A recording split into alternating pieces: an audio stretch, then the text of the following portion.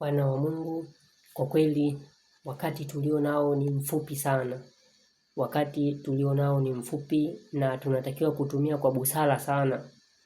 Lakini niweze kuambia watu wa Mungu, Mungu kwa kipindi hichi tulicho nacho anatumia watu tofauti tofauti kwa ajili ya kuliamsha kanisa. Sasa wajibu walio nao watoto wa Mungu, kila ambaye ataweza kupata ujumbe wa kuweza kuliamsha kanisa kwa wakati tulio nao aweze kutumia fursa hiyo, kwa sababu ni ukweli amepewa.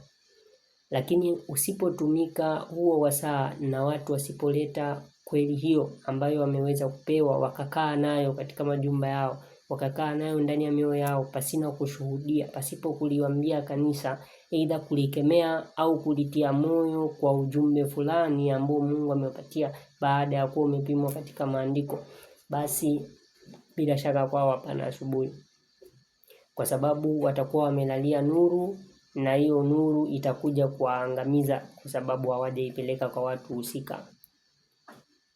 Sasa katika Waefeso tunapata ya kwamba tunaanza safari yetu kuoneshwa kazi tulionayo siku hizi za leo.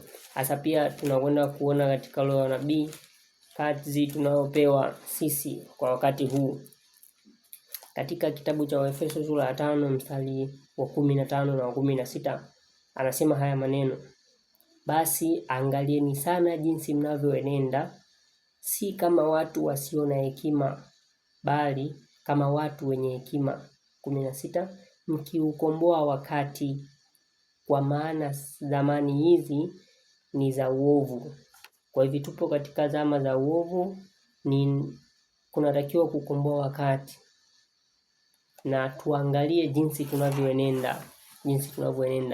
Katika Testimony to the Churches ukurasa wa 157 paragraph ya 4 kuna misali hapa ninahitaji niweze kusoma uweze kuelewa kazi tulionayo na muda tunavyoutumia itakavyokuja kutukosti baadaye. Anasema kuanzia mstari wa 4, hebu kila kitu kinachoweza kusemwa kuliamsha kanisa kutoka katika usingizi wake kiletwe mbele za watu bila kuchelewa. Unaona Usipoteze wakati wowote katika kukaa kwenye vitu ambavyo si vya lazima na ambavyo havihusiani na mahitaji ya sasa ya watu. Hiyo ndio kazi tulionayo.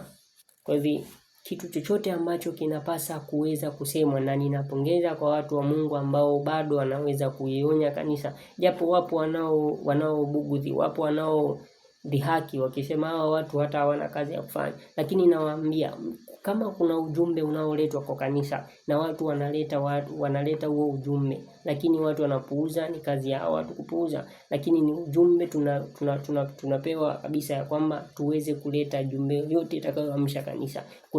Kuna mambo ya unabii yanayotakiwa kuletwa katika kipindi tulicho nacho. Sasa watu wanatakiwa waambiwe hali tulipo katika unabii, lakini zaidi ya hapo kuna mambo mengine ambayo watu bado wanakanyaga, zaidi ya vitu vya unabii vya baadaye na vitu vinavyotokea bado kuhusiana na maisha ya mtu na mtu, kuhusiana na yale ambayo Mungu amesema kwa mtu binafsi. Kuna sheria za afya, kuna mambo ya nuru katika familia na mambo mengine ambayo ni kweli za kila sekta ya maisha.